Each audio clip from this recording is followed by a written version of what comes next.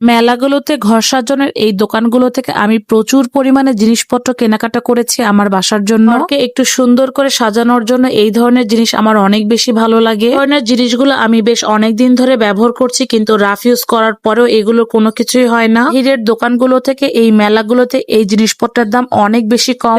মোহাম্মদপুর জাকির হোসেন রোডের মাঠে প্রতি বৃহস্পতিবারের মেলাতে পেয়ে যাবে।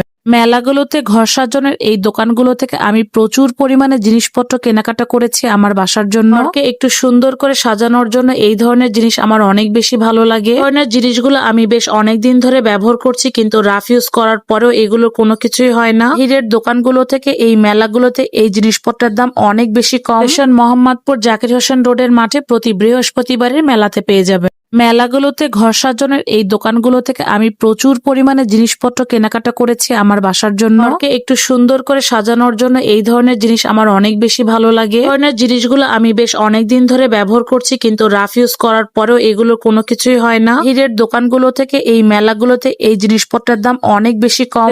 মোহাম্মদপুর জাকির হোসেন রোডের মাঠে প্রতি বৃহস্পতিবারের মেলাতে পেয়ে যাবে।